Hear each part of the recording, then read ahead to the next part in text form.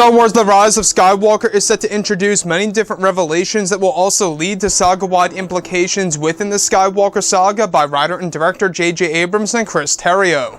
This is Mike Zero. Make sure to subscribe if you're new to the channel for future Star Wars content. Now, what's really intriguing about Episode 9 is that yes, we do know that this movie is going to be a revelation film. It's going to have many different connections to the prequels and the originals, as well as really changing some of the sequel trilogy characters, since, of course, J.J. Abrams changed many different elements of Rey's lineage and is going to be explaining new aspects of Palpatine in The Rise of Skywalker, and that leads us to where we are today. Now, what's really exciting about Episode 9 is that these past couple of weeks or so, we've been learning a whole lot more about this film, and when it all comes down to one of the concept art descriptions, this is where things begin to get very exciting for Episode 9.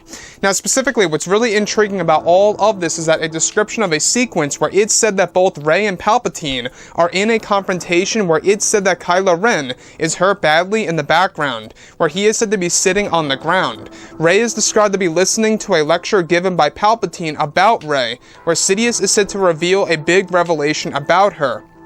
Now, it's explained that Palpatine has his lightsaber ignited and is circling around Rey in the room, where Palpatine unveils to her that it was he who caused the nightmarish visions that she had during her time on Jakku, and that he was the one responsible for lending some of his powers and his dark side knowledge to Rey from afar.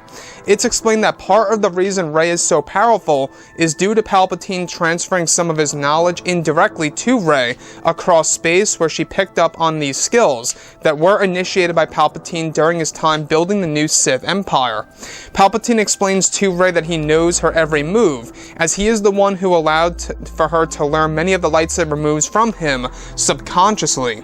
So let's go over a couple of parts about this. Now, what's really exciting about this whole entire twist between both Rey and Palpatine is that it really does change how we view the character of Rey, not just in The Last Jedi, but also in The Force Awakens, as to why she knows all of those different, things of powers related to the Jedi and everything related to the Sith as well. You guys may recall that during the events of The Force Awakens, we do see Rey actually performing lightsaber moves against Kylo Ren that mimic the moves of Palpatine from Episode 3 when he's fighting Mace Windu, and that, to me, I think is a very interesting side of, Episode 7 and now in Episode 9 to show us exactly why some of her moves truly were very similar to that of Palpatine's, and now it makes a lot more sense.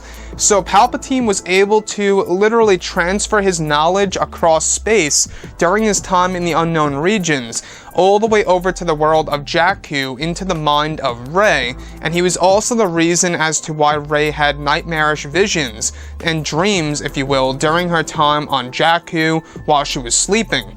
So to me, that's a very interesting side of Star Wars that we haven't really seen, visually speaking, on the big screen, where an actual dark sider or a Sith Lord is explaining this to a light side oriented character. That to me is a very interesting side of the story and could very well explain now officially as to why Anakin was having those terrible visions that he had of Padme Amidala dying in childbirth. Now, when we look at the character of Rey, we do know that J.J. Abrams and George Lucas want to do something very special with the character. They want to make her a part of this very dark story. In fact, the big aim for Disney and Lucasfilm, as well as JJ, is to make Episode 9 by far the darkest Star Wars film that there's going to be in the Skywalker saga, which really does speak a lot. It really does tell us a lot by JJ and what he's trying to do as far as his ambition goes for Star Wars as a whole, is that he's trying to make this the darkest Star Wars film yet, and that a lot of that has all to do with Palpatine. Palpatine basically is the foundation of creating a dark Star Wars movie, right? If you look at Revenge of the Sith, without a doubt, he was a big role in making that movie very, very dark. He is the one who initiated Order 66 and destroyed the Jedi Order and turned Anakin Skywalker to the dark side. So now they're doing something very similar. Yet again, the final movie of an actual Star Wars trilogy, Palpatine is once again involved, and it just makes a lot of sense that he is back once again to end the Skywalker saga for good. So, what I like so much about Palpatine is that yes, Ian McDiarmid is portraying the role once more, and even JJ stated over at Celebration that Ian did a fantastic job. He did some great, amazing lines of dialogue for the character of Palpatine, and that they really tried some new things in order to really evolve the character of Sidious and to use him in different ways. And honestly, I cannot wait to see exactly how that's all going to be utilized on the big screen and how it's really going to be portrayed by Ian, right? So Rey as a character, it seems like that they are trying to really, I guess you could say, explain as to why she's so very powerful in episodes 7 and 8, and now that's all going to be pretty much made apparent in episode 9 in order to really just inform the fans as to why she's so very powerful. Anyways guys, drop a comment below, let me know what you think about all of this in the comments, and if you guys did enjoy the content for today, do make sure to drop a thumbs up on this video to support the channel. I thank you all so very much for the kind support, and I'll catch you guys next time.